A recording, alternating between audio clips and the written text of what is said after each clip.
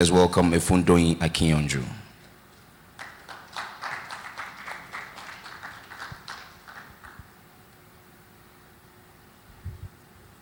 Good morning, ladies and gentlemen. Good morning, distinguished panelists. Good morning, sirs and organizers of this laudable conference, SPE. It is our delight and our pleasure to partner with you on this particular program. And as we have said to you, sir, on many occasions, and to the organizers of this committee, Baker Hughes, a GE company, is committed to continue to partner with you going forward. We believe in your vision, we believe in what you're trying to do, and we are here to support and to help you.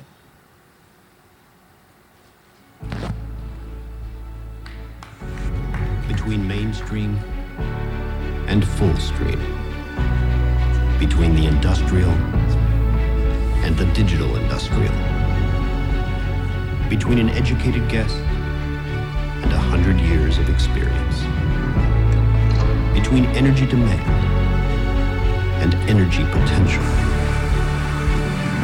Today, a line has been drawn, and the past is on one side,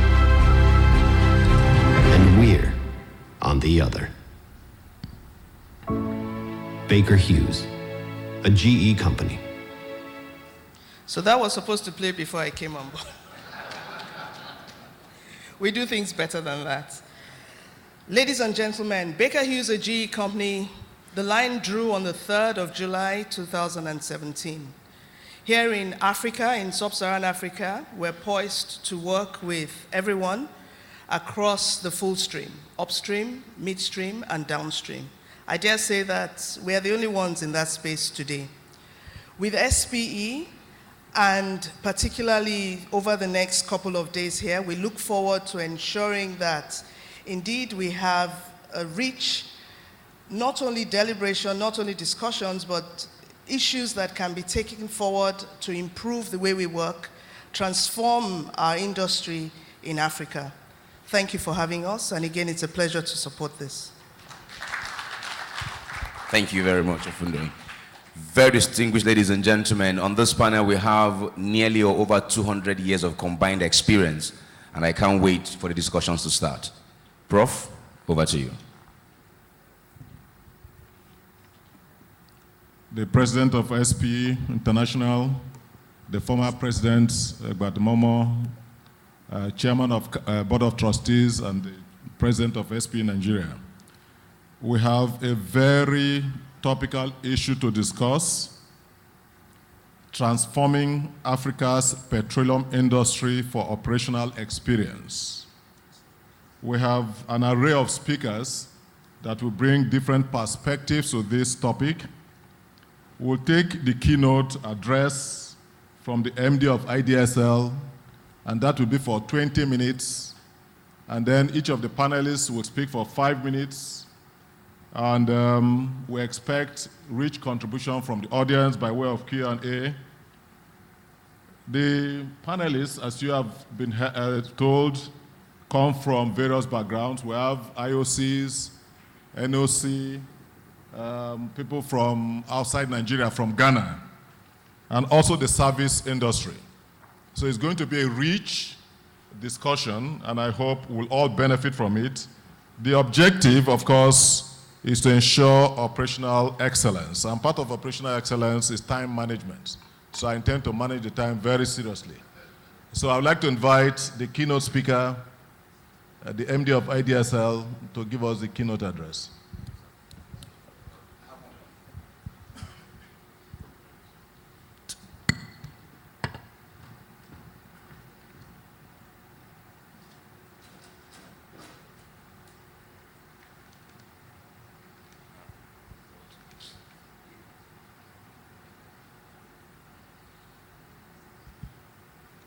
Good morning, distinguished ladies and gentlemen. Permit me to stand on existing protocol. My name is Roland Ewobare. I'm representing Malam Bello Rabiu, the Chief Operating Officer, NNPC Upstream, who's currently away in London doing a financing signing event with our JV partners, Chevron, so he couldn't be here today. I must confess that I was drafted into this role 2 days ago. I didn't get a chance to look at the slides until this morning because, as you well know, IDSL has been in the eye of the storm with the very sad and unfortunate events in Borno. 48 people died, 2 of them IDSL staff. I had to cut short my vacation from the US, rushed back, been in meetings all back and forth, and I saw the slide yesterday evening, thought I could look at it this morning, realized this morning that it wasn't quite fit for purpose. We tried to edit it, didn't succeed, so I'm going to just wing it this morning. Operational excellence in the context of the National Oil Company, NNPC, is key and central to anything we want to achieve as a country. NNPC is the center and engine room of Nigeria. And if we have an inefficient NOC, then it translates into multiple areas of our economy, and it impacts our country and our people in a very negative manner. There's this thesis of you sometimes move from the answer to the question. So the organizers have made it very easy for me, because if you're saying you want to reform NNPC for operational excellence, the argument then is that NNPC as it stands today or as it stood prior to now wasn't excellent, all right? So there won't be that much meaning coming from me sitting down here and just dishing out a monologue to you guys. I suppose the existence of this sort of robust panel and the quality of the audience we have would make it easy for us to have a proper, sincere conversation about how we need to fix NNPC and by extension fix our country. Now, by way of background, I joined NNPC 2 years ago from the US, where I worked in private equity doing oil and gas investments around the world. Before then, I'd worked in Schlumberger in New York, in California, and as executive director in Nigeria back in 2003. So I've got a good sense of the industry. And I was born in an oil field. My mom was an industrial nurse in the old, well, in what was the precursor to OML 30 when she went into labor, and I was born around a bunch of oil men 50 years ago in 1967. So oil and gas is in my blood. All right. Lawyer by training, but I've never veered far away from where I came from originally. All right. But this topic for conversation is a very key one, and I'm sure our elder brother, Egbert Imamo here, would agree with me that if we don't fix an NNPC and get it right, not much can happen by way of national development. So, loosely speaking, these are the broad issues that we think confront us today as a country in the context of NNPC. On the downstream side, fuel supply and distribution challenges, issues around our refineries, whether they work or they don't work. George, you and I can have an argument about whether they will ever work, but that's a different story. The narrative around petroleum importation, product importation and distribution. On the upstream side, challenges around cost of production. Our unit cost per barrel is still too high. And somebody mentioned earlier the challenge of shale out of the US. When the shale boys started talking a few years ago, the argument then was that at below $70 a barrel, they will be unprofitable. All right, oil hit 70, they remain in business. Went down to 40, they remain in business. The power of American technology is such that at some point, the shale boys will produce oil for $5 a barrel. So we've got to really think long and hard about how we manage our costs. Never underestimate the power of American technology. Issues around security of oil and gas infrastructure. I just spoke to you about what happened to my guys in Maiduguri. And then, funding and contingent liabilities, JV cash calls, on managing our financing arrangements with our joint venture partners. And of course, oil and gas market volatility affects everybody, not just an NNPC. Strategic importance of oil to Nigeria's economy, that's straightforward. It shouldn't be on a slide for an august audience like this. You all know what oil and gas means to Nigeria. 95% of our foreign exchange comes from oil and gas. The IOCs put in about $16 billion into Nigeria every year. You know, of course, with the federal government funding its own component through NAPIMS. Impact on GDP as a whole, 15, some will argue even more than that in terms of the percentage impact on the country. So we are key, right? And if we remain inefficient, then the entire country as a whole remains inefficient.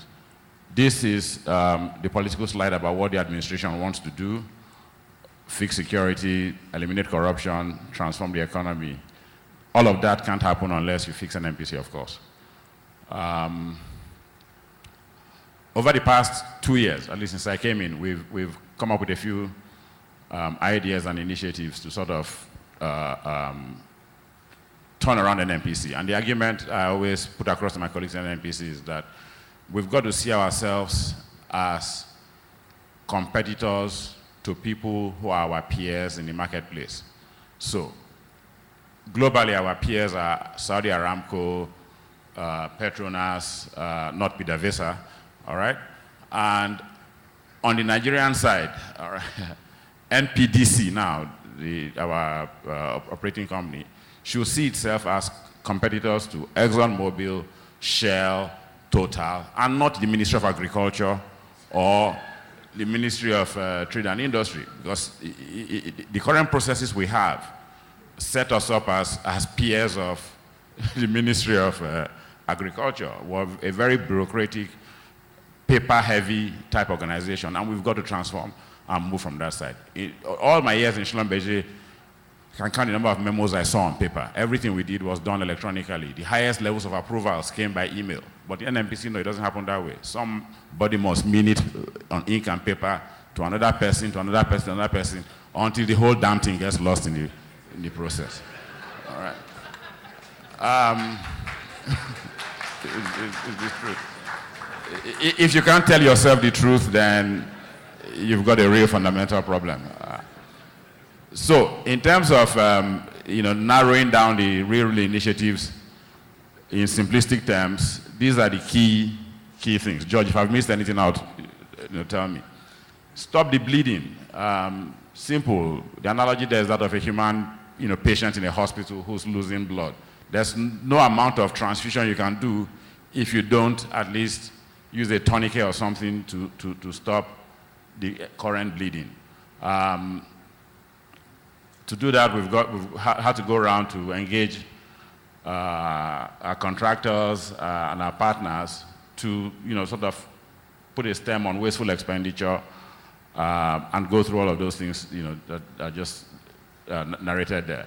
Shine the light is about transparency. They say sunlight is the best disinfectant, all right? When you do things in an opaque way, in cigar-filled dark rooms, then you create the incentive for inefficiency, corruption, and mismanagement. So as much as possible, we're trying to make our operations more transparent. We now publish our finance reports on a monthly basis. I don't think 5 years ago anybody in Nigeria knew what NNPC made on a monthly basis, not talk of on a weekly basis. But now we put all that information out there, dirty as it is. We've, as I say, we used to say on Wall Street, we've opened our kimono and exposed our nakedness. And that's to help us become better as we move along. Increasing efficiency, of course, has to do with NAPIMS, the contracting cycle. Yesterday I was in a meeting in Abuja with the EFCC over a petition that came from NAPIMS. And we were discussing a contract, a tender process that began in 2002. And the award, which was the basis of the petition by the contractor, was made in 2013. So 11 years, 11 years to put in place a diving contract. All right? Now, the operator has to remain in business and do his work. All right? Diving is absolutely essential to his process. So the operator's argument was, while we were waiting for NNPC to go back and forth and muck around with putting a contract in place, we had to, on a stopgap basis, go with the existing contractor we had. And the question now was, on what basis did you keep paying the contractor when you had no approvals? And they looked at us like, what are you talking about? We have to operate, all right? So anyway, the issue around the contracting cycle is a big one. We're trying to drive it down to 6 months. Even if we don't quite succeed, 11 years is a joke, all right? Managing performance is straightforward, and then at the end of the day, what is all of this in aid of? It is to push profitability, to make an NNPC a truly, truly functional, profit-oriented company that then is able to distribute a dividend to its shareholder, and its shareholder ultimately, the Nigerian people, all right? If we do our work well, what will be the impact on the economy? All of that is straightforward. For as long as I can remember, we've talked about 40 billion barrels of reserves. It was the only place where that figure remains stagnant in the world. Right? We need to increase, we need to move from 40 billion to 60, 70 billion. And if we do all these things we're talking about, that's where we're going to end up. Gas and power, we all have to agree, is a disgrace as it is today. 4,000, 3,000 megawatts for a country of 170 million people is laughable. It's like me trying to feed my 2 sons on 20 cents a day, a month. Can't work. They will either die of starvation or guilt of being a failed father would take me out at some point. Either way, gas and power is key to our having sustainable and non-epileptic electricity, and you cannot grow an economy absent electricity. There's no amount of government policy, proclamation, prayer in church and mosque that will bring about development if you do not have electricity. It's that basic. If you can't flick a switch on your wall and have power, then you can't proceed anywhere. And you're not going to have power and gas, or you're not going to have electricity unless you have adequate infrastructure to support that effort. Midstream, downstream is straightforward. If we can get George's refineries to work, we don't have to import petroleum products. And everything else, of course, flows from that. So what I'm trying to do here is just throw out the broad issues, and then we can then have a bilateral dialogue around how to truly make NNPC more efficient. That again is the feel-good slide. If we do everything well, there'll be more glory to Nigeria, more jobs, more power, more everything. Specific steps, these are some of the things we've done so far in terms of moving towards efficiency. It's been hard work. I mean, I came in from the outside, so for me, I had a clear vision of what we needed to do. But you've got to understand that it's a bureaucracy with entrenched interests, with legacy and history. And we've faced some measure of resistance. But I think over time, people have now realized that if we don't do these things, NNPC will end up like NITEL, like Nigeria Airways, and the country as a whole will be the worse for it. So with wailing and gnashing of teeth, we've now come to a point where we're beginning to make progress on some of these areas. On the downstream side, the very obvious, idiotic ones we've taken care of. We've canceled swaps, OPAs, and other unprofitable products around bringing in petroleum products for our use in Nigeria.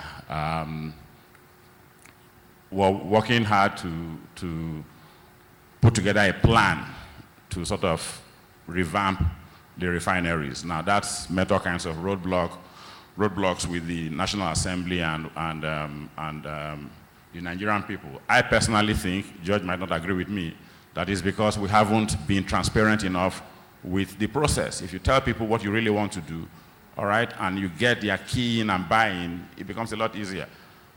But many of the things we do in NNPC at the end of the day, as hard as we try, beyond our control. We remain a government-controlled entity, so there are interests and things that you can't necessarily eliminate over a period of 2 years.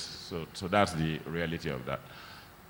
The ultimate aim, of course, is to hope that one day we'll become like Aramco, where we create an NOC that we can take to the global public markets in a public offering, and then have a truly independent, standalone entity that now operates for profit and distributes a dividend to its shareholders. If we get to that point, then of course it means we've attained glory, glory, hallelujah.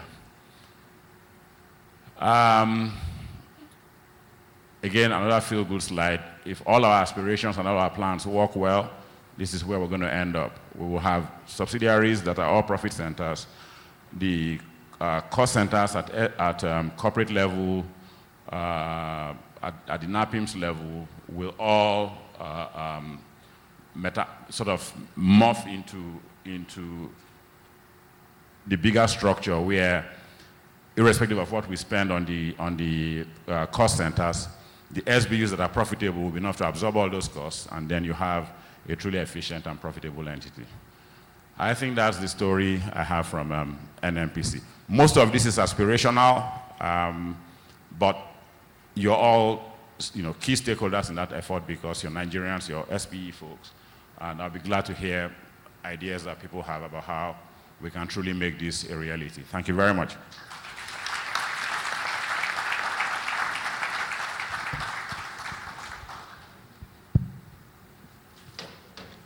Thank you very much. Another round of applause for him.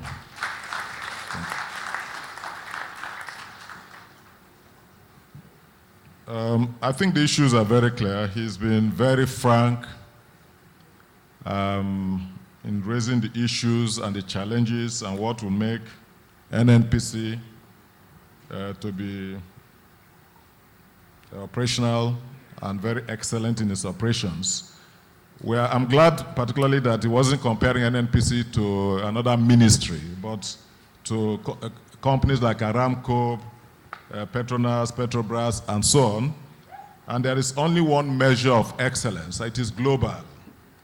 Even if it's aspirational, he has raised very important issues that can make NNPC to be in the class of companies that have operational excellence. Let me just quickly reduce the issues to 3. For operational excellence, the objective is cost efficiency, greater productivity, greater profitability, but the main elements which he had raised, we need to look at best operating practices, best operating policies that will ensure operational excellence. We need to look at best available technology. How do we develop the technology locally and also domesticate technology? We also need to look at best available resources, human and material resources, to ensure operational excellence. And one of the issues he raised is waste management. I'd like to call it waste management. Leakages, time management, expenditure management, contracts, cycle processes, approval processes, and so on. In the era of digital technology, if we continue to use the analog system of contract approval processes and so on, of course we can never be efficient.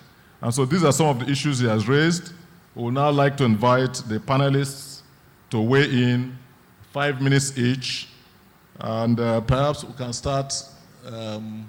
Okay, let's start from the lady from Total to weigh in for 5 minutes, please.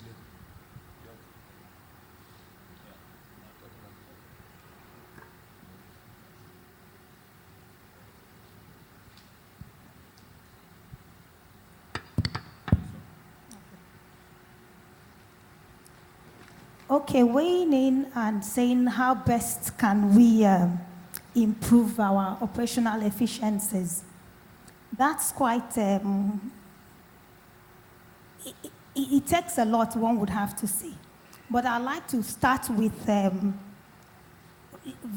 like us to first and foremost look at what was said earlier on, because I liked what the speaker had said when he had said that ultimately the main stakeholder is the Nigerian person. I say this because one of the things I have noticed, because in this industry I've worked here for I've been in this industry since 1984. And what has happened is that NNPC has become more and more involved, in the contracting process. And if we look and see that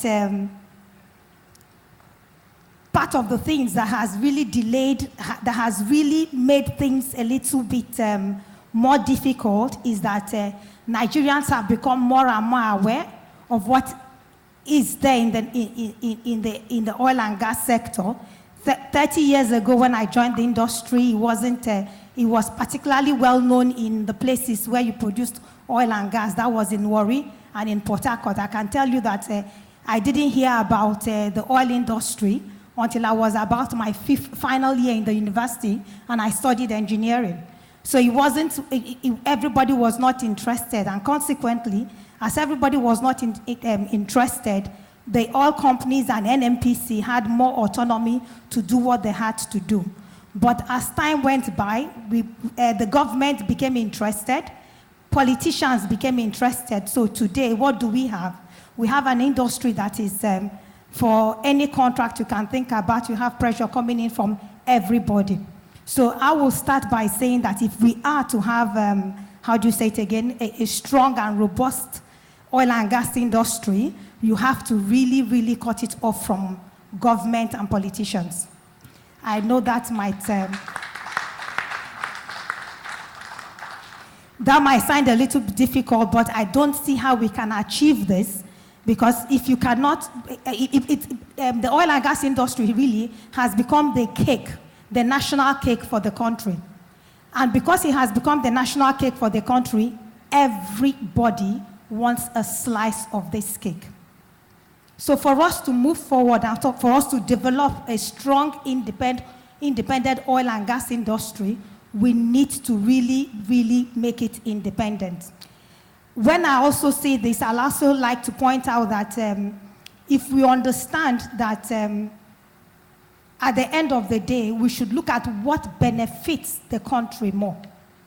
And what benefits the country more is that the country should be able to get the most out of what we produce in the oil and gas industry, which is their taxes should be maximum. Sorry, I'm not talking about the fiscal terms now. I won't get into that yet. But I'm just saying that even if we keep the same fiscal terms we have today, when the cost is so high, of course you'll understand that the tax to the government is going to be the least. So, and ultimately, this is what, and it is the tax that the government gets that they use in investing for the rest of the country. So you cannot remove what is happening in the country from, should I call it the failure of the oil and gas industry to be efficient? Because if you had more money, assuming that our politicians do what they should do, the security in the country will improve.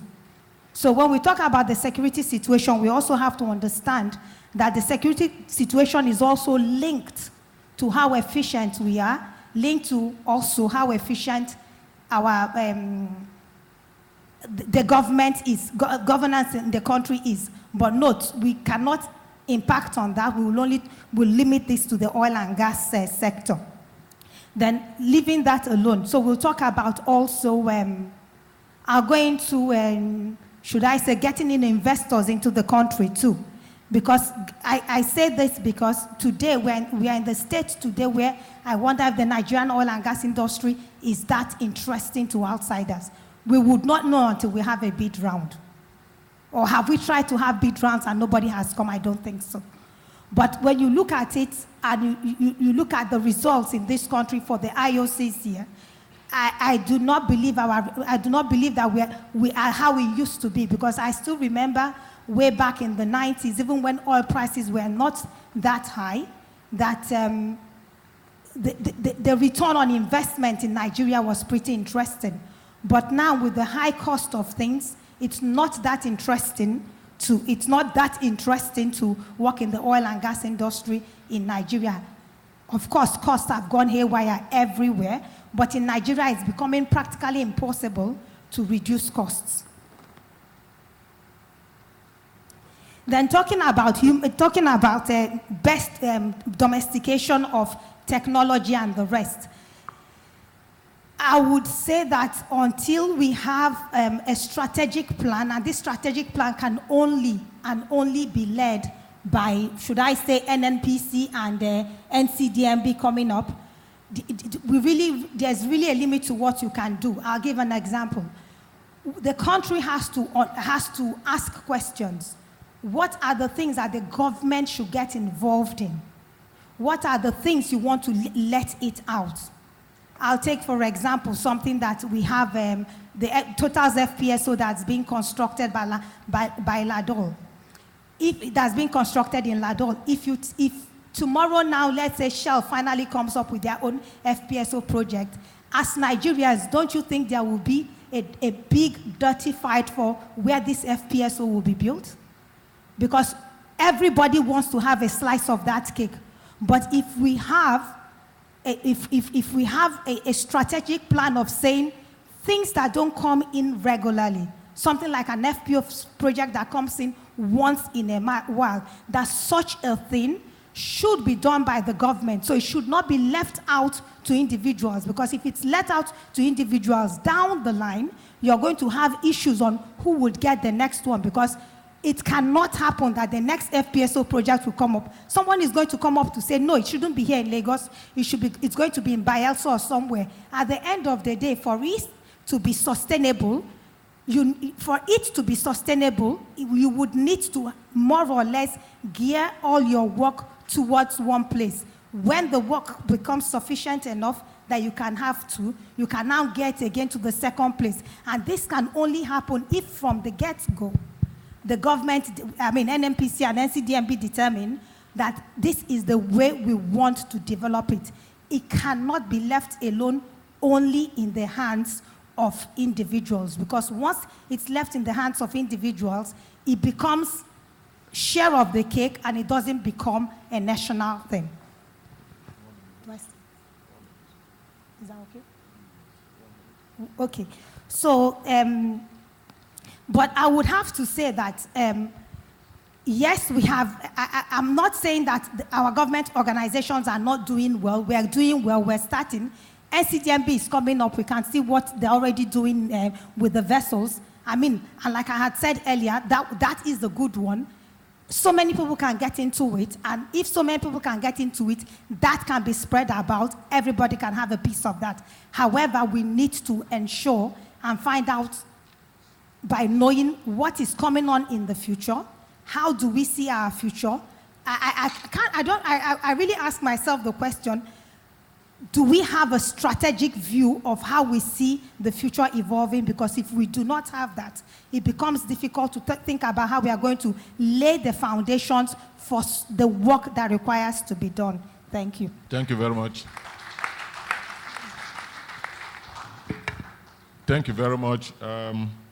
Just to be democratic, I would like to go to my right and then invite...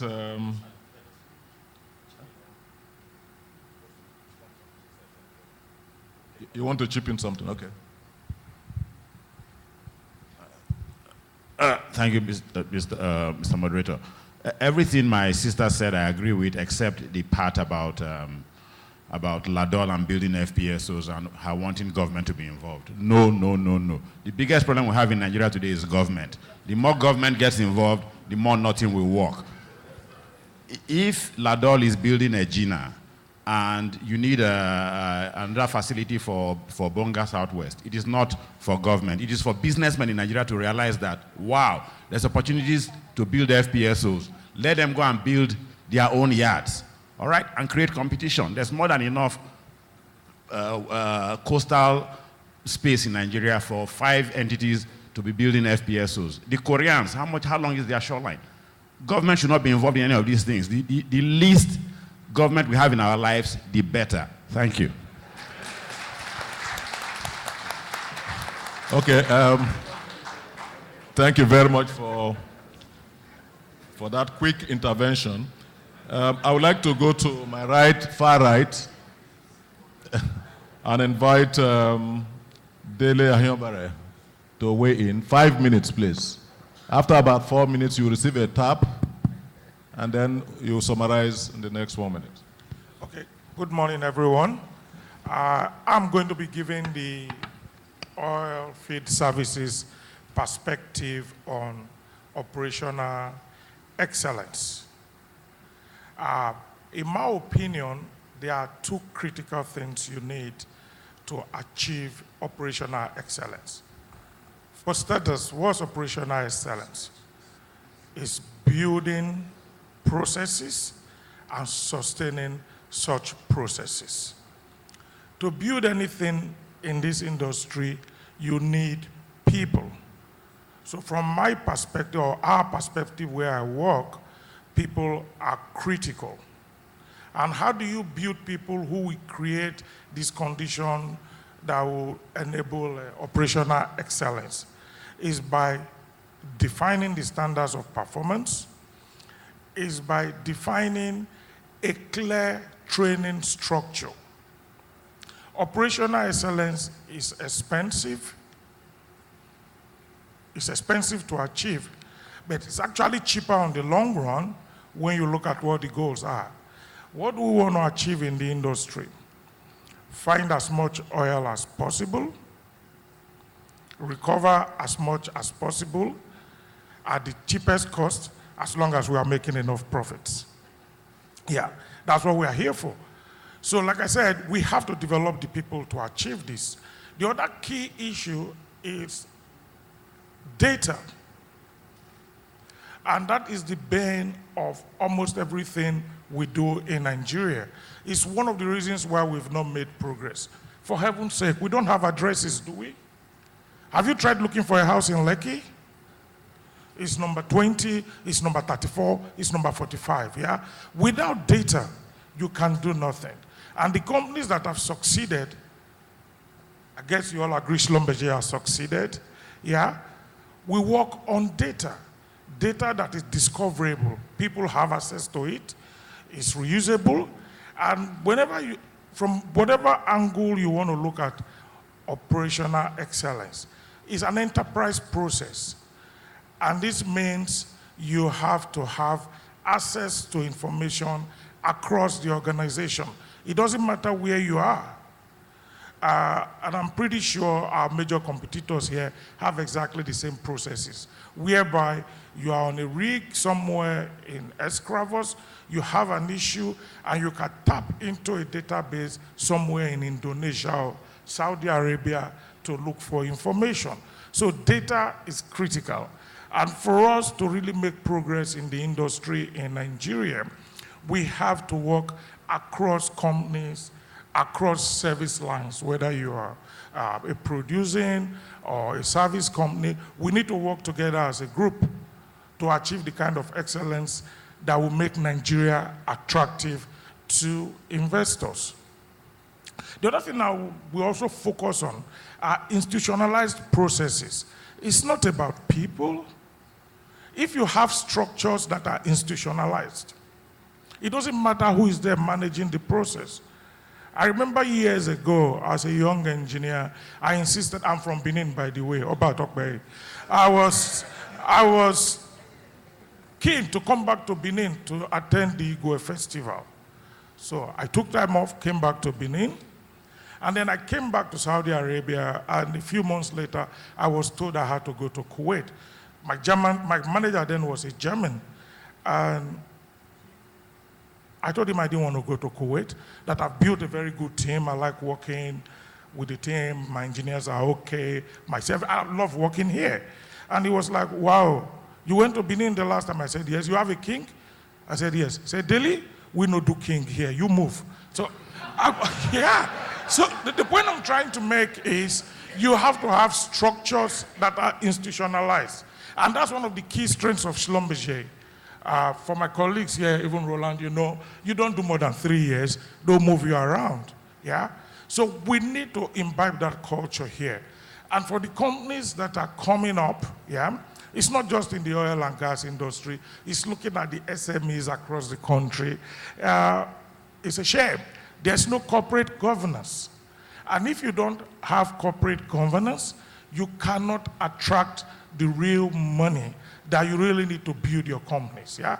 It's not a case of, oh, I'm the MD, I'm the CEO, I sign all the checks. I do all the interviews. If I travel, the company comes to a standstill. You can't build corporate organizations that way. That is a clear fact, yeah? You need to have corporate governance. You need to devolve power to the functions within your organization. If you have a supply chain function, the supply chain function should be ready to tell the CEO no. I know that's difficult in Nigeria, but it's something we need to try to achieve. I'm not saying restructuring, because that seems to be the only word that solves every problem in Nigeria today. What I'm saying is you devolve power to the functions. Your personnel manager should be able to conduct an interview process to recruit people without the interference of the CEO. Your supply chain people should be able to award contracts without you interfering. And once you are able to build such structures, you will have operational excellence.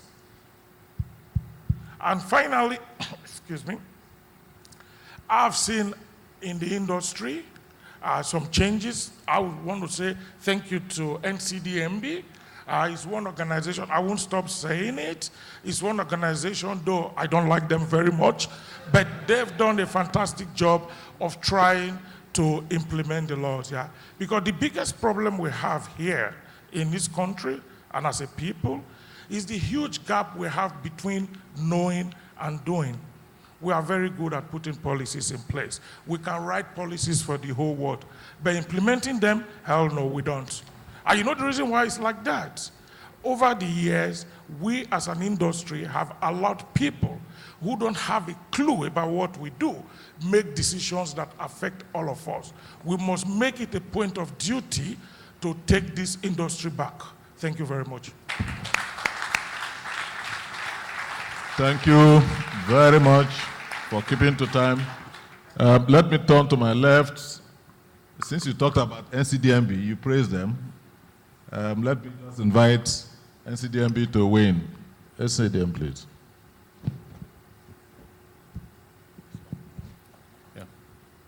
Yeah. Hello. Thank you so much, Prof. And good morning, able audience here. Again, I'm sitting in for the Executive Secretary, Engineer Simbe Wabute, who unfortunately couldn't make it today. He sent his apologies. Hopefully he will be joining the conference tomorrow. The topic we're looking at this morning is transforming Africa's petroleum industry for operational excellence. I'm going to be looking at it from the Nigerian content point of view, because I've heard the two speakers that have spoken this morning actually have mentioned Nigerian content. And I'm going to be looking at the aspect of transforming African petroleum industry and also operational excellence. No matter the stride we make in the African petroleum industry, true transformation and progress can only be achieved if there's a deliberate participation and engagement of local manpower, goods, resources, services, and that is local content. Similarly, government as a regulator must show exemplary execution of its mandate by serving as an enabler of growth instead of a purveyor of bureaucratic bottlenecks. By so doing, government helps position the industry for operational excellence. We had the presentation from NNPC, I think it's NNPC, right? That was a bold and forthright presentation. I think government agencies, extension of government arms should live up to expectation, should lead the way with respect to how business is done. I have to take a step back to look at how we got to where we are today. Before now, that is prior to the enactment of the NOGIC Act, over $90 billion in terms of expenditure were were being expended in the industry on an annual basis. Less than 5% of this is actually retained in country. Of course, what that means is that 95% of this sum is exported out of the country. What that means is that for over or close to 60 years of the life of the oil and gas industry in Nigeria, and of course, by extension, Africa, we've actually been working for other environments. So that led to the enactment of local content of the Nigerian oil and gas industry law, which of course is actually meant to encourage the participation of locals in the business of oil and gas in Nigeria.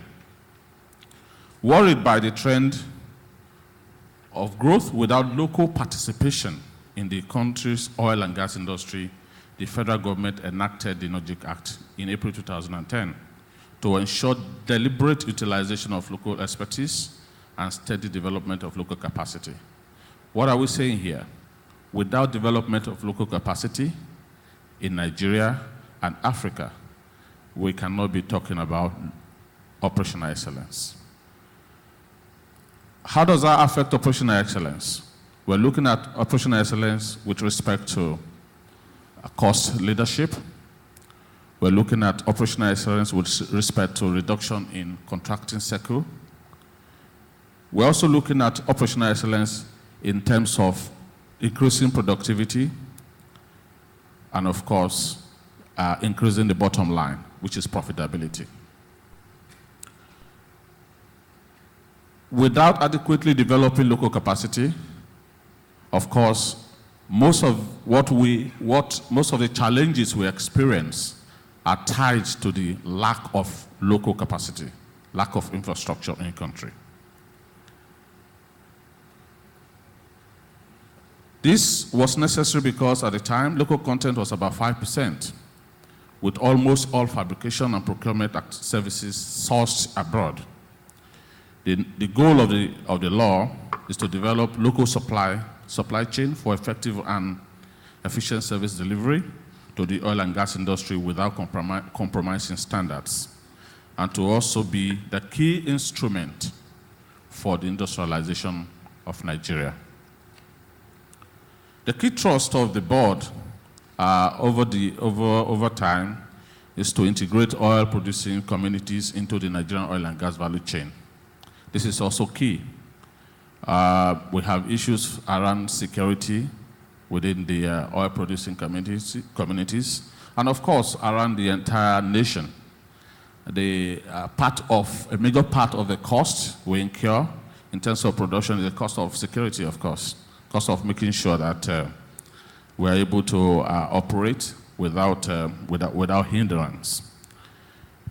So if we are able to integrate the communities into the oil and gas value chain, of course, part of the issue, part of the problem would have been taken care of. Maximize participation of Nigerians in oil and gas activities. You all agree with me that in the long run, it will be cheaper when you utilize local resources, both manpower, goods, and services. Maximize utilization of Nigerian resources, goods, attract investment, and also link oil and gas sector to other sectors of the economy. And of course, foster institutional collaboration. Because I have a very short time, I will very quickly delve into what the board has been doing with respect to all this.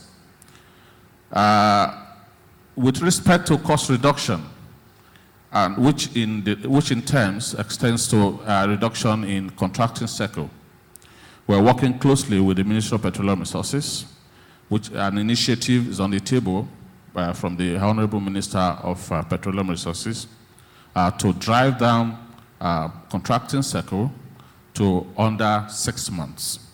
We heard earlier that a contract was actually initiated in 2002, and then the award was in 2013. There are several reasons for this, basically. Personal agenda, interest from everywhere, politicians and so on, results in this. Collaboration with other government agencies, we're working closely with the Ministry of Petroleum Resources, like I said. We're working with NEMASA, we're working with MPA. We're, of course, working with NNPC and every other organization to ensure that we work efficiently. The board has created an efficiency unit, which is actually being led by a director in the organization to ensure that every aspect of our service to the industry is done expeditiously and efficiently. We've started by signing SLAs with stakeholders. We started with NLNG to ensure that the time it takes for you to get approval from the board is within the specified target. We're strengthening our Nigerian Content Consultative Forum. They are the group that feels the pulse of the industry and gives us feedback. We're also strengthening our enforcement. And I want to say here that very key is the fact that we all must ensure that we obey the law of the land. Thank you very much. Thank you very much. Please take note of the issues raised, the comments made, so that we'll ask the relevant questions. I would now like to go over to my right and invite Chima Njoku from Seplat to make his contributions. 5 minutes, please.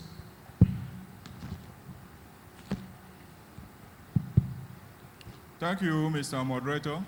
Good morning, ladies and gentlemen.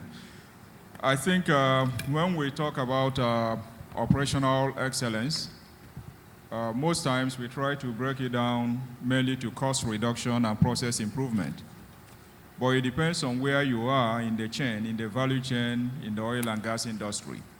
If I look at the 6 critical stakeholders we have in the industry, starting with the local communities or the host communities that give us the land, that host or have the oil which we mine, they have their expectations.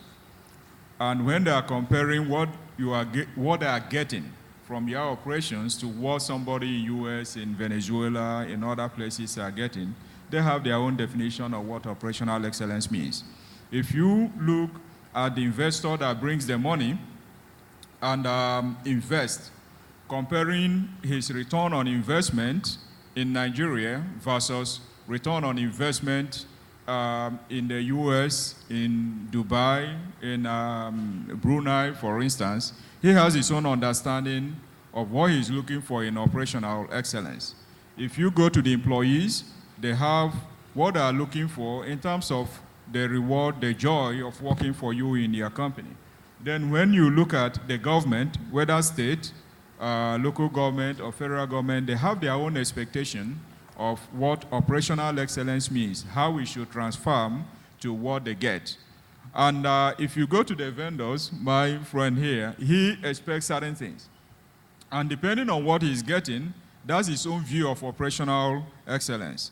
And ultimately, you have a consumer out there who is expecting the product to be very cheap. To him, there's an expectation of operational excellence in all you are doing. All these conflicting, at times, interests or challenges, we have to find a sweet spot where you balance the different interests to ensure that your operations are done with the most efficient, in the most efficient manner, benefiting all these stakeholders. And that's very important. So, at times, cutting costs does not necessarily transform to operational excellence because you might cut costs and increase environmental issues. You might resolve environmental issues, but you pay less tax. You may pay enough tax and your employees are not happy.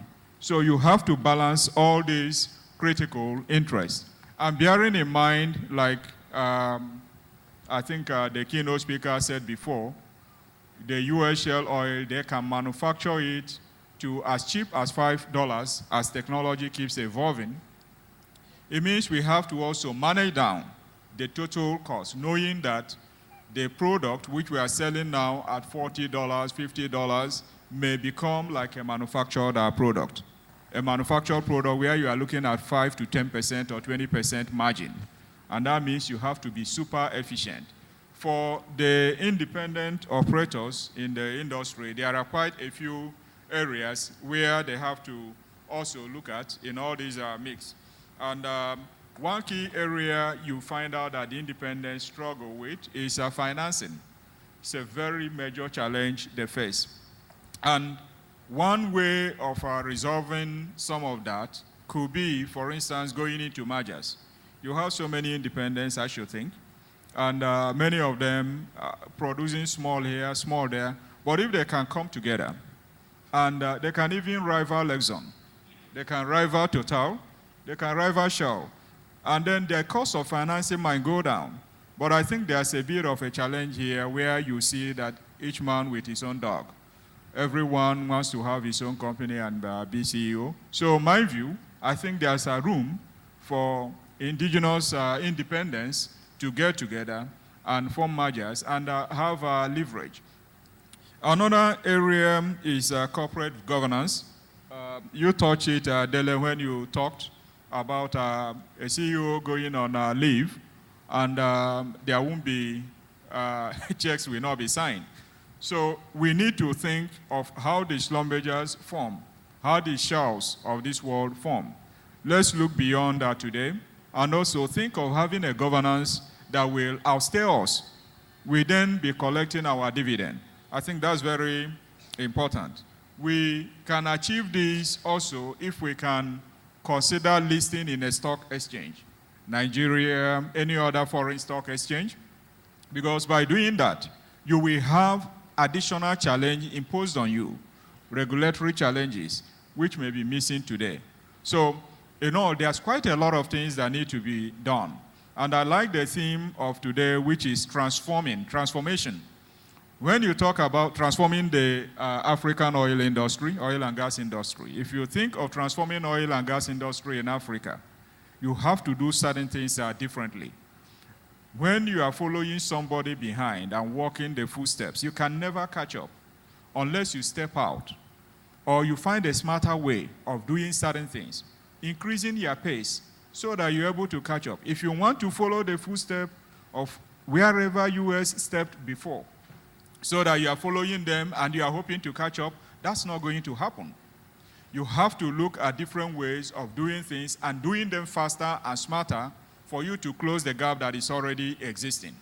So I think there's a lot to be done to achieving operational excellence in the industry from the independent perspective. Thank you. Thank you very much, Chima. Now we'll look at international perspective from Ghana. And I would like to invite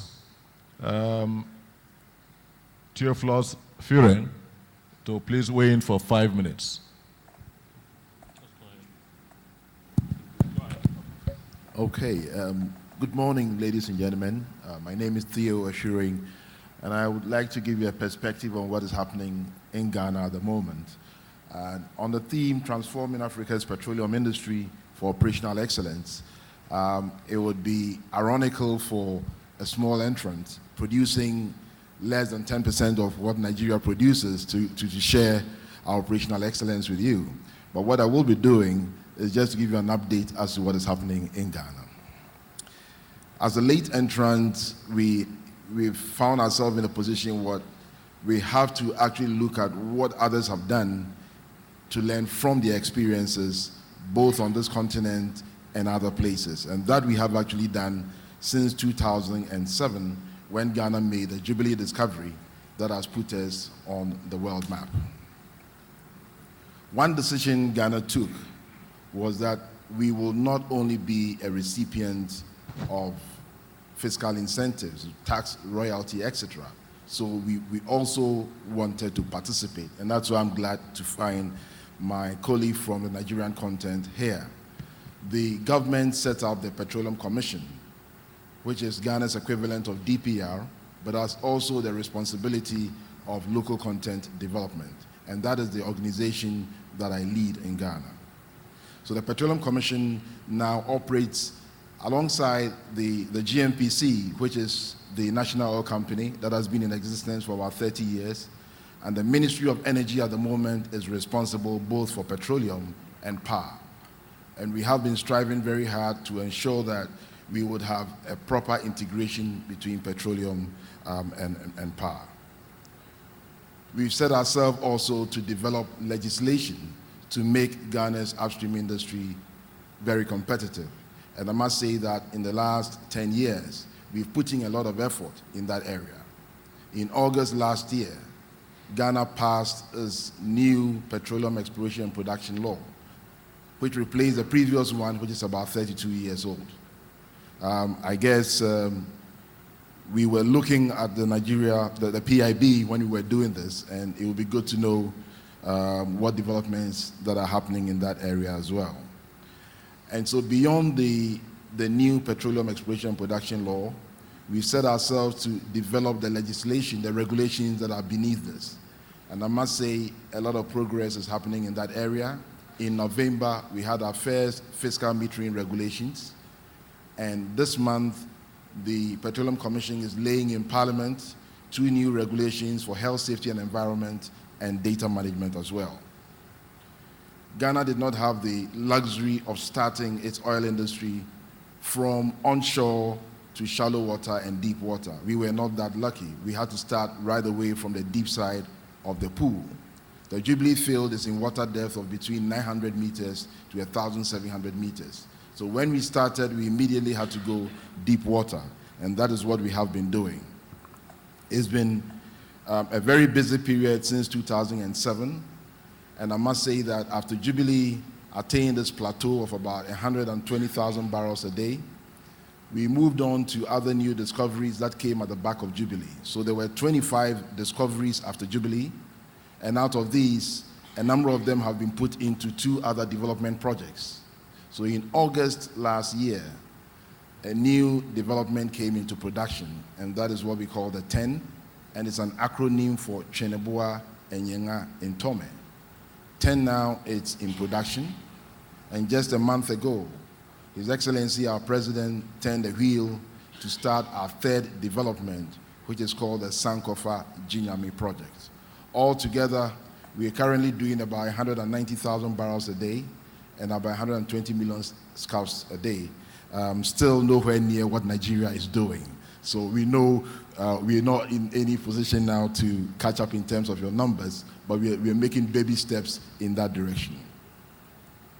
Talking about operational efficiency, it's become very clear that this industry at one point was basically too expensive, and we needed to work on our cost of production. We are working on a plan of development at the moment, which hopefully will be approved before the end of the year. The capital expenditure for this project started at $2.9 billion, and after several optimization in the area of improving the efficiency, I'm pleased to say that $1 billion was cut from the capex, and we are now looking at a number in the region of $1.9 billion. As I said from the beginning, we have been learning a lot from other jurisdictions, other lessons, and one area that we have moved on very quickly has been in the area of gas monetization. All the 3 developments have either some associated gas or its own gas. Now, what we have done in the last few years has been to connect the pipeline infrastructure from these 3 developments. And so by the middle of next year, the gas pipeline infrastructure from Jubilee, from TEN, and from OCTP will all be connected to provide a basis for security of supply, to prevent us from venting gas or flaring gas, and also be efficient in terms of conserving the resource. In doing all these, you would realize that you would have to be dealing with, in this particular instance, 3 operators and altogether 9 contracting parties. And this might not be a business imperative to these companies, but from the strategic point of national development, you need to push these companies to do something that would be to the benefit of the nations. And it's been a lot of battle, a lot of hassle, but I'm pleased to say that the regulatory body, the Petroleum Commission, that I lead, has been working very hard to ensure that we do not waste resources, which we don't have in abundance. And currently, we are looking towards all the 300 million standard cubic feet of gas that we'll be producing, all to be monetized for gas production. Power production, I'm sorry. Ghana used to have 100% dependency on hydro, but we are currently in the region of about 50-50 in terms of hydro and thermal, and the thermal is largely fired from gas, which broadly comes from the fields in Ghana and to a smaller extent, the West African gas pipeline. So in the small way of Ghana, we are working very hard in transforming Africa's petroleum industry to the development of our people. Thank you very much.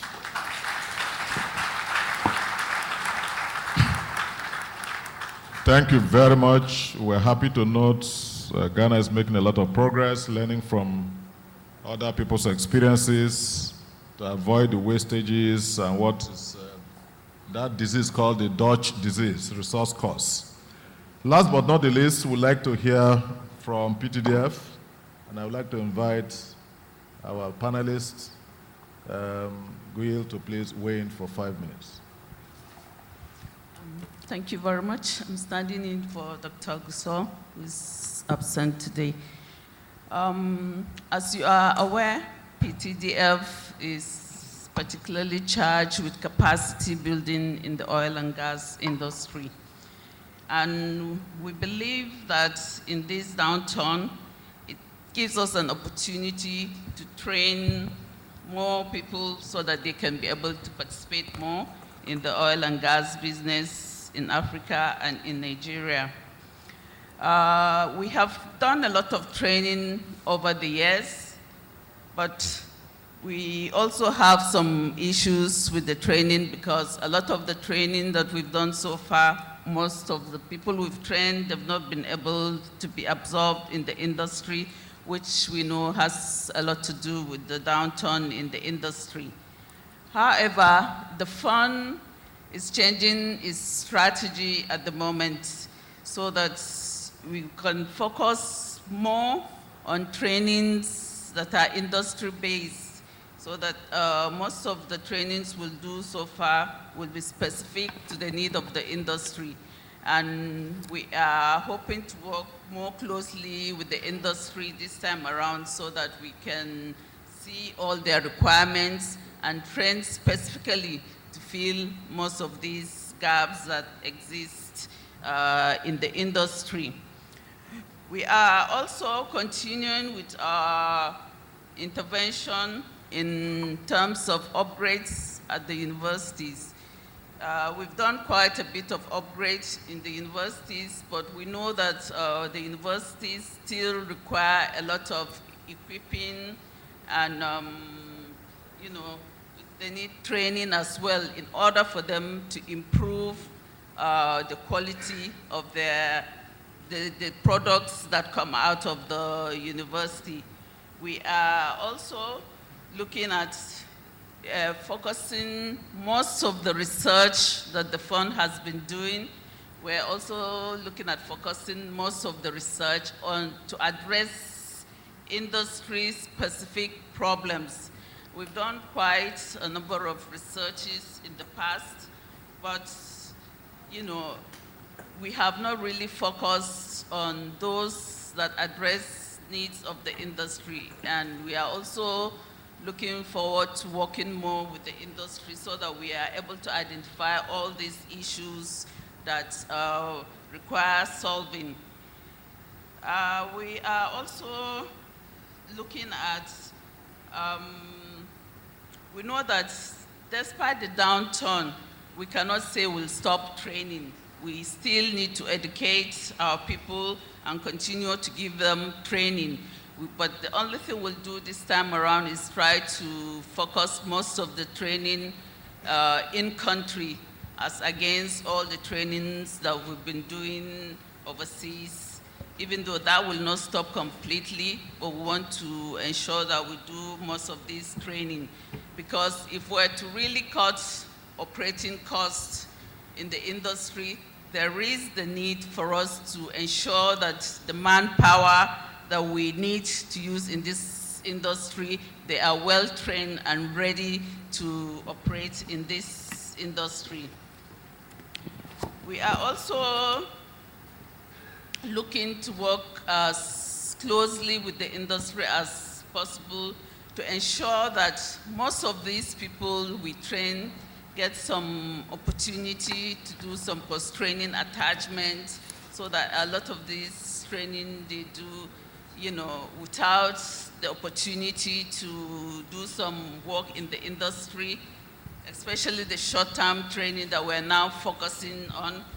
Most of the training will go to waste. So we're hoping that most of you can give most of our trainees this opportunity so that they can do a lot of this attachment so that we get a better quality of trained manpower that is required.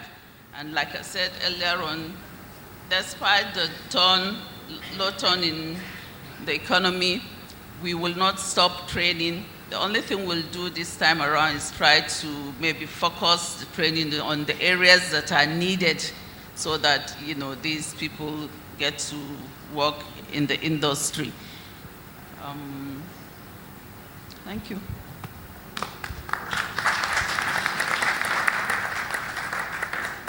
Thank you, ladies and gentlemen. You've heard from this side of the hall. There have been a lot of contributions from the keynote speaker, very frank about what is happening at the National Oil Company. The panelists have also weighed in with their different perspectives from service industry perspective, independence, IOC, also from the international side, and also from NCDMB and PTDF. We would now like to hear from you. The way we would like to do it is that we'll take the first 5 questions. They may be directed to the keynote speaker and the panelists. And after the first 5, if we manage time properly, we can take more. So that's where we'd like to go. So I'll invite the MC to quickly read the first set of questions and direct them to the appropriate people. Thank you very much. Thank you, Mr. Moderator. The first question is to Mr. Roland Ewubari, and it says, does the NNPC believe that the PIGB will improve the efficiency of the cooperation? Mr. Ewubari. So he's bringing the question to you, so just hold on to it. I'll read the others. We'll take the first 5 questions, yes. Then we'll take the answers. I'll read it, and my colleague will bring the question card to whichever of you that. Okay, this is to Chinyere. It says, if an executive director at group level understands that constant paperwork slows us down and nothing is done to correct that, what's the hope of transformation? Is from Roland. Oh, this is for Roland Ewubari again. Forgive me. The person wrote 2 questions, but I will take one per discussant and speaker. So I'll just take Chinyere's question. He has a second question, which is for Chinyere, yeah? And the question you're asking Chinyere sounds very government. I'll kill this one. Okay, thank you. This question is from Chimere Alim of ExxonMobil, and he says, to the NCDMB, what specific strategies is NCDMB utilizing to ensure all companies in the oil and gas industry are abiding by the local content laws in the land and providing adequate succession planning to grow local capacity? Now, there are 2 other questions there for the keynote speaker, but we'll just take the one for NCDMB. Yeah. And this is to the PTDF. I think she has addressed this, but perhaps just to stress it again. PTDF has trained many scholars in country and overseas. What are the steps taken to ensure active absorption in the oil and gas industry in Nigeria? And this is from Ike James, PTDF.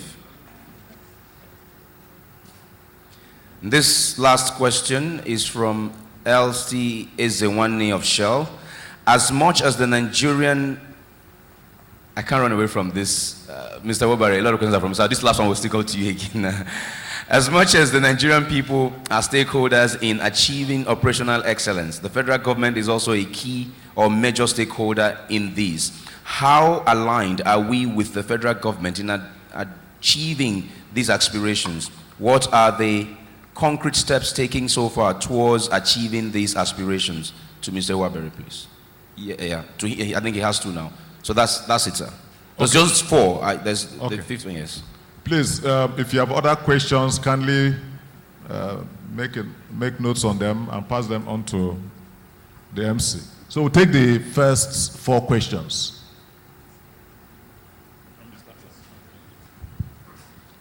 Thank you very much, sir. So first question says, does NNPC believe that the PIGB will improve the efficiency of the corporation? So I can answer this one of two ways. I can give you a political answer or give you a Roland Owabere answer. All right? And the political answer is, yes, we believe it will improve the efficiency of the corporation, because that's one of the stated objectives of the legislation. But my personal view is this, and my background as a lawyer probably comes in handy here. There are more than enough laws on the books in Nigeria and all over the world, all right? Writing laws is not the solution to anybody's problem. If you have all the laws in this world and you don't have the will to implement, then nothing changes. So PIGB, in its current iteration, all right, looks pretty good on paper, subject to a few tweaks and modifications. But the existing laws we have in Nigeria today have more than enough scope and latitude for us to implement all these changes that the PIGB is purporting to implement, all right? So I think the real issue is we've got to go back and look at the essence of us meaning us Nigerians as a people and what we want to achieve for our oil industry and for our country. PIGB is not a magic or silver bullet. At the end of the day, if we continue with the current mentality where, like somebody said, I think it was my sister from Total, that we see the oil industry as this huge cake baked for the benefit of primarily the Nigerian elite, and then the rest of us as the eaters of the crumbs, then PIGB will change nothing, all right? Driving out of NNPC Towers yesterday, I saw two governors coming into the towers. What in nation's name is a governor coming to do in NNPC Towers? Did you understand? So that constant and consistent interference and rent seeking will not change with PIGB. It will change when we build an economy that's big enough to keep people busy so they don't have time to go to NNPC to look for contract.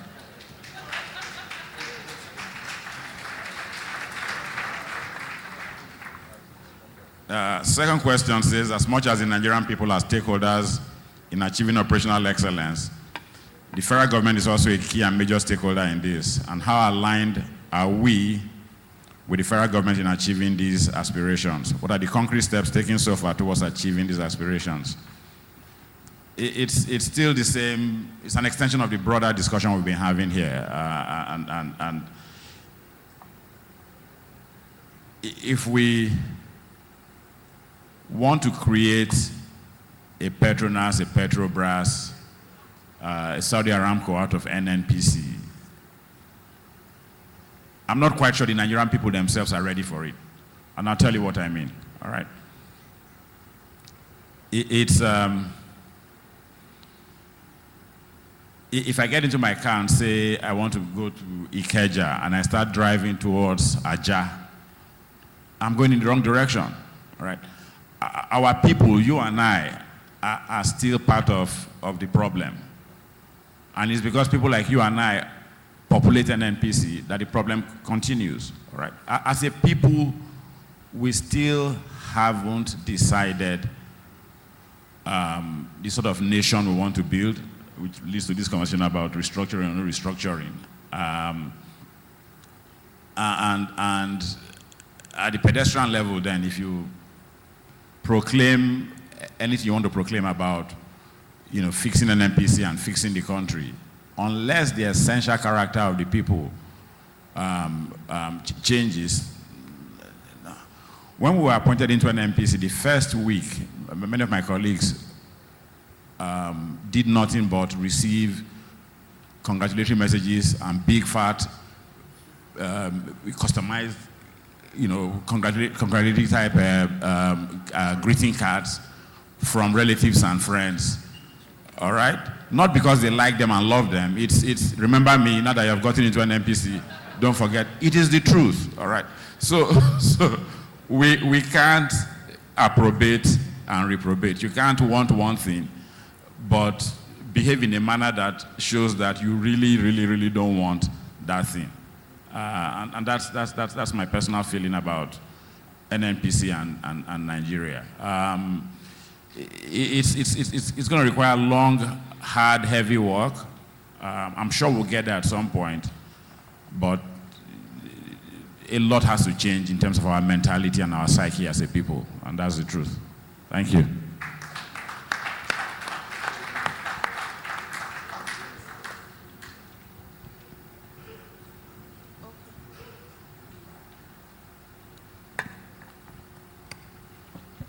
The question is asking what steps have been taken to ensure the active absorption of the trained PTDF scholars in the oil and gas industry.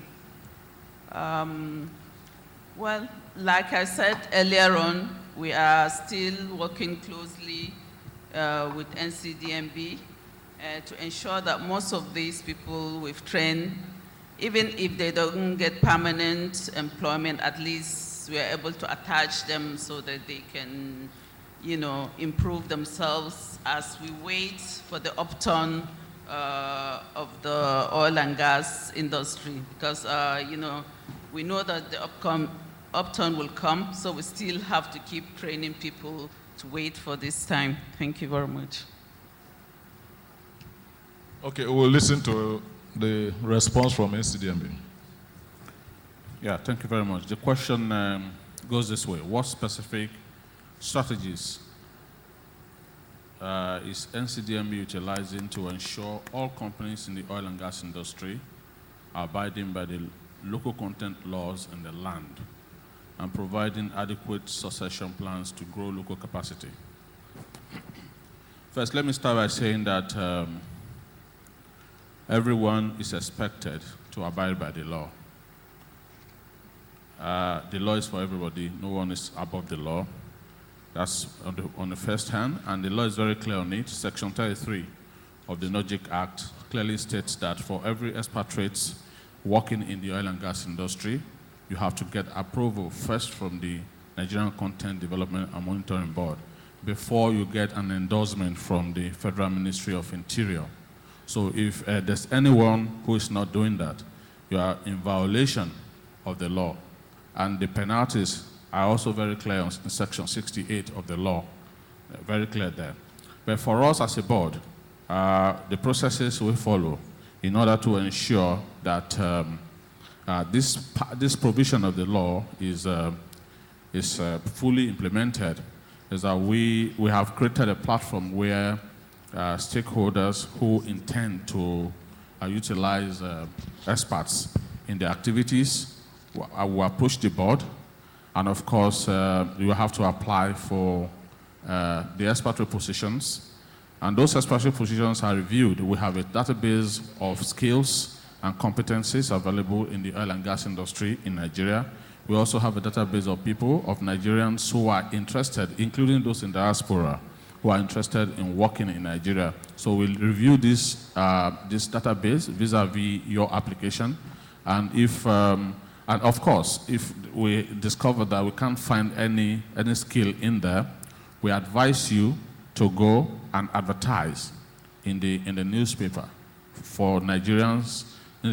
Just advertise, basically. It doesn't have to be the newspaper. It could be on a website. It could be on a platform where that is accessible to everyone. And then having done this, and then of course, when there's an advertisement, definitely there will be applications. We participate in the interview process. just to ensure that people don't go out there to just organize a funny interview and come back to us to tell us that they can't find Nigerians that can do the job.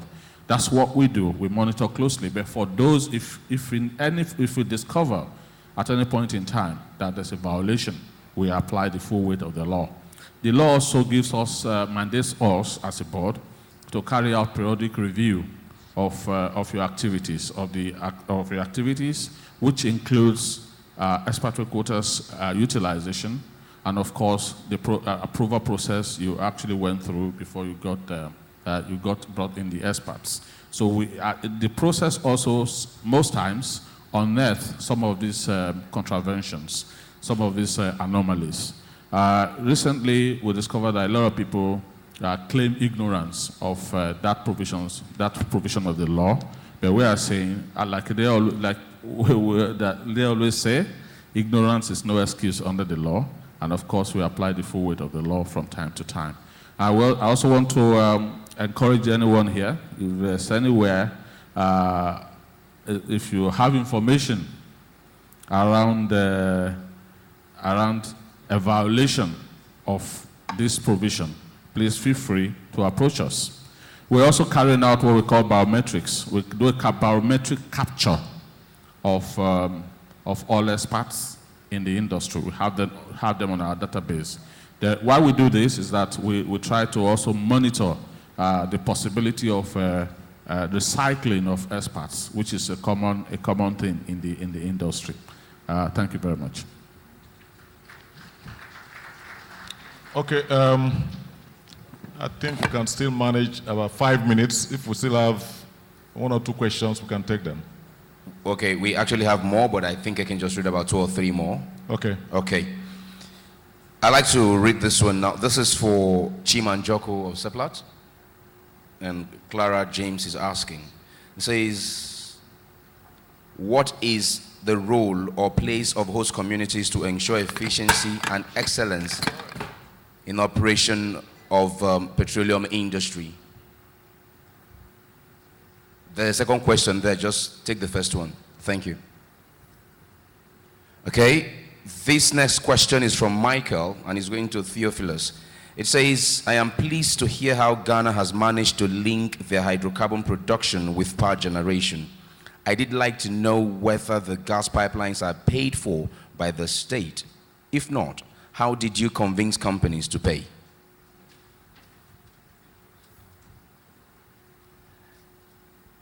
NNPC is very popular today.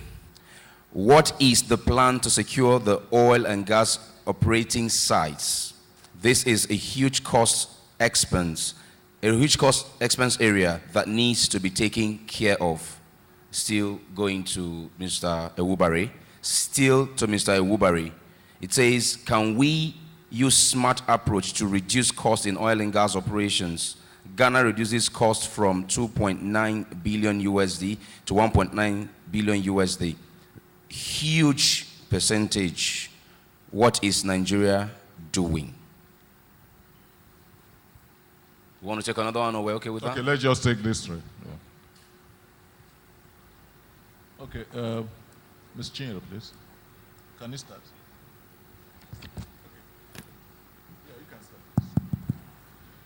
Right, thank you very much. I guess your question relates to how we are funding the gas pipeline infrastructure.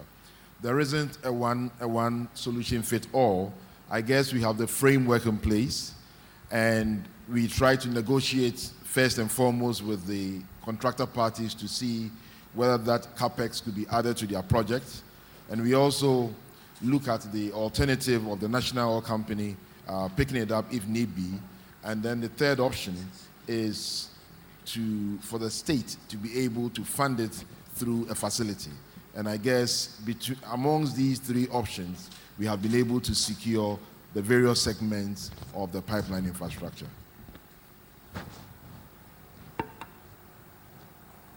Okay, I thought there was a question for you, the lady. What of you?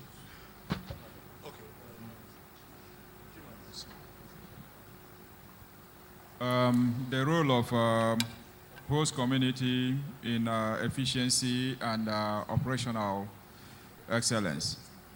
Well, the community will not set out directly to ensure operational excellence in the clear sense of cost reduction. You know that goes counter to their own expectation, by the way. So that's one. Secondly, the community has expectation, rather than one of those expectations is where you are operating, the environment has to be in such a way that it's sustainable, you are not damaging the environment. That's an expectation of the community. Thirdly, the communities where we operate, most times, in fact, virtually all the time, majority of the people in those communities are peaceful and they don't hurt our operation. But you have criminals everywhere, including where we operate.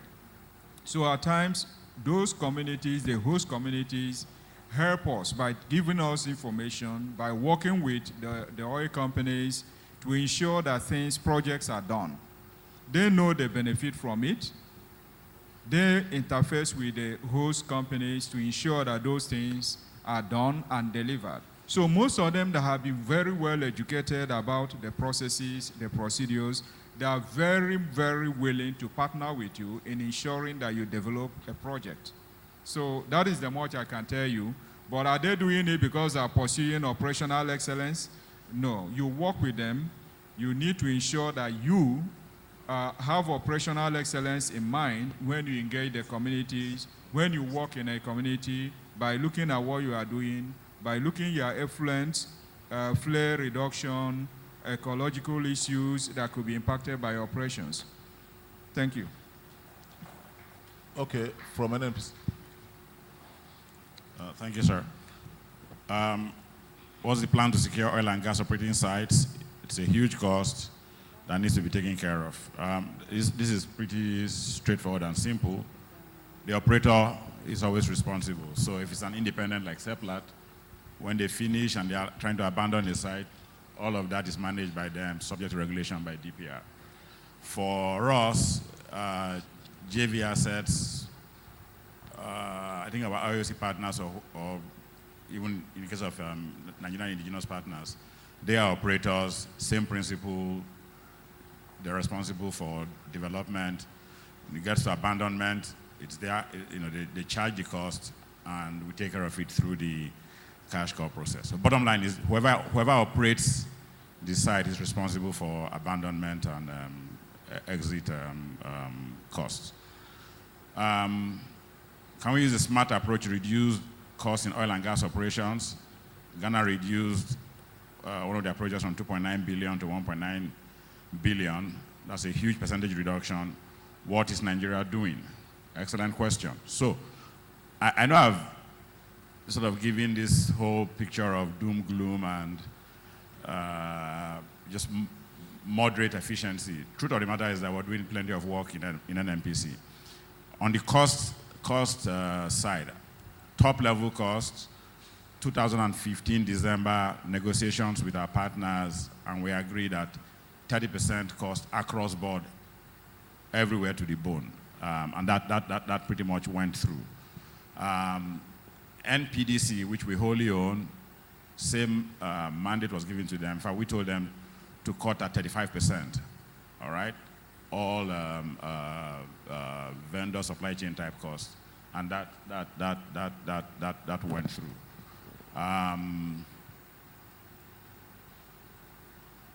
So let me just give you two quick stories about areas where we've had some success within the NMPC structure over the past 2 years.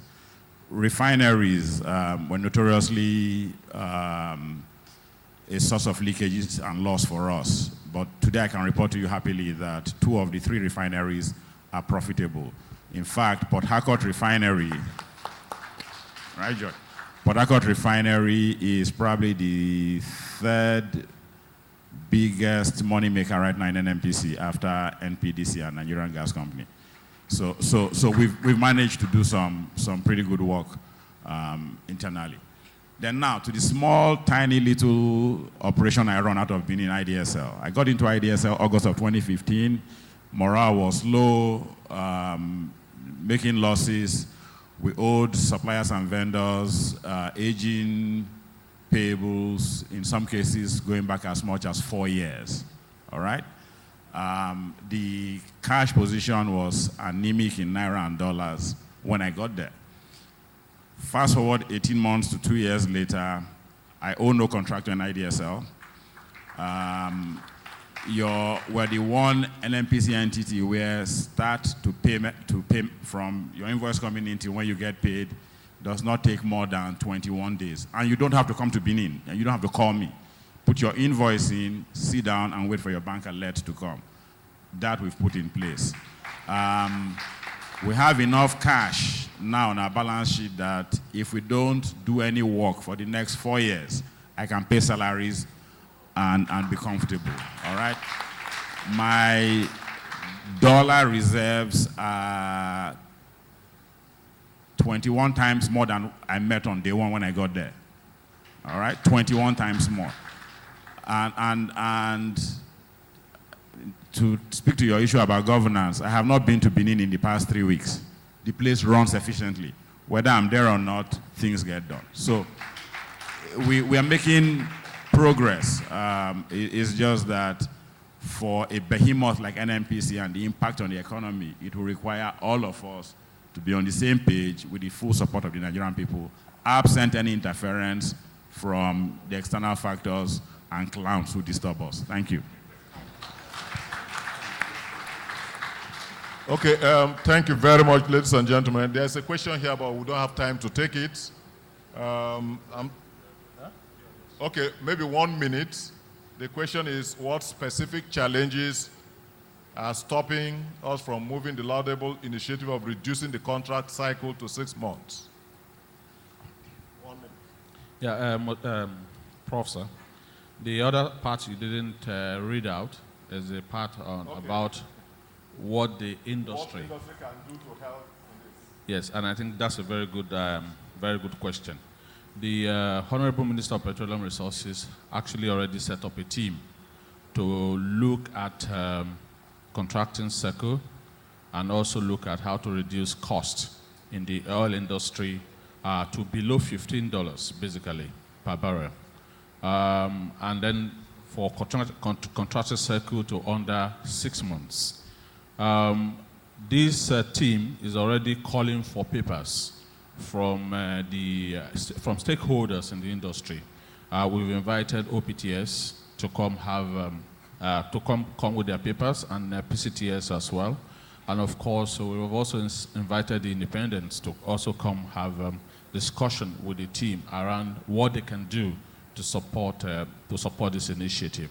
I want to say here that we encourage the industry to come up with good, brilliant, and sustainable initiatives to help drive this, to help achieve this noble drive.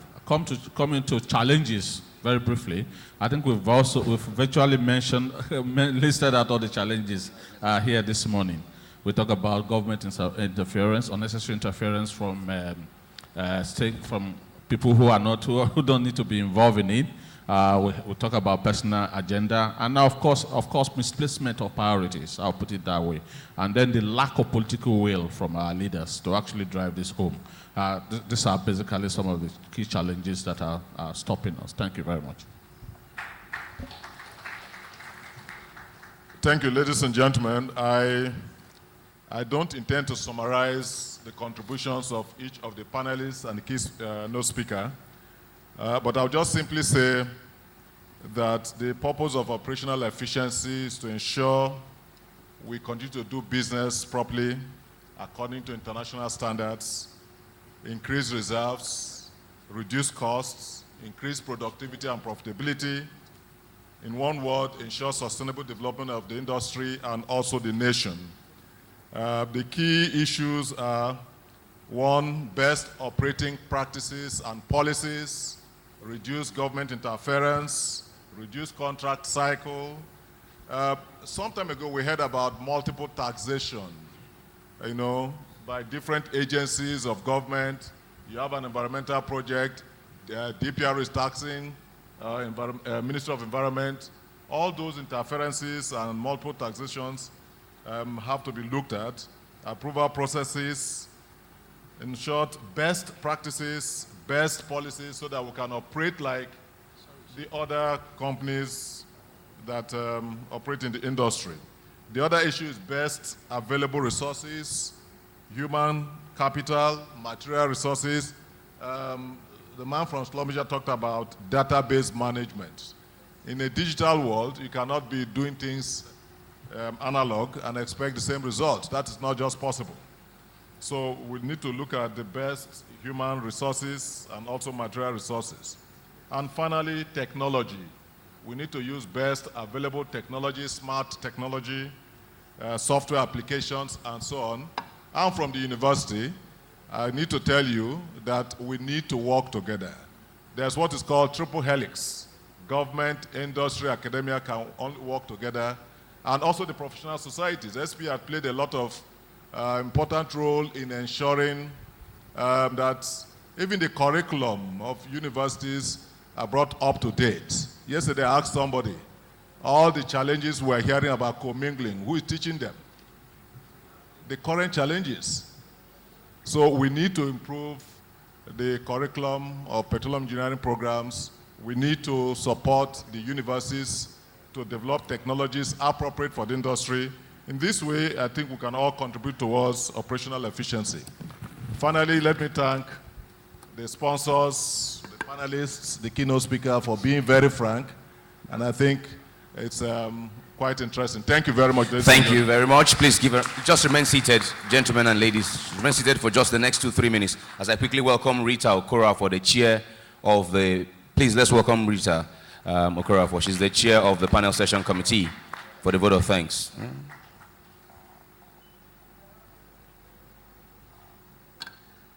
Good morning or good afternoon, depending on what the time is. To my distinguished panelist, keynote speaker, to all the distinguished members here, and to our sponsors, I want to say thank you. I'm sure you would agree with me that this talk today has really done, our panelists have done justice to the topic of transforming operational excellence in the African industry. So we thank you for listening. We thank you all for being part of this. We hope we've all taken something out of today's talk.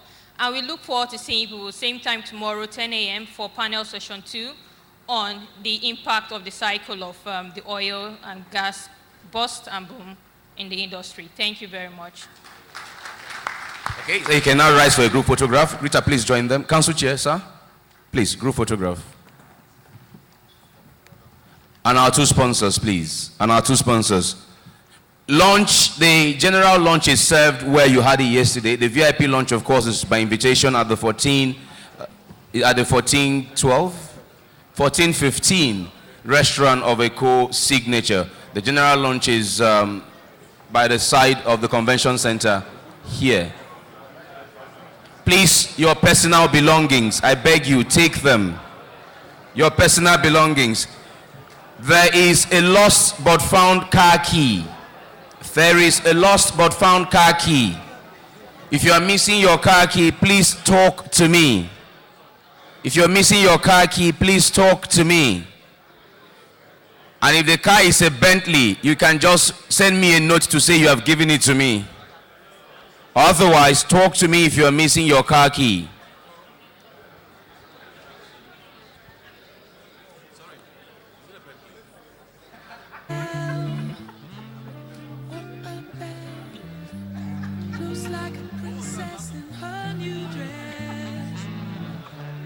How did you get that?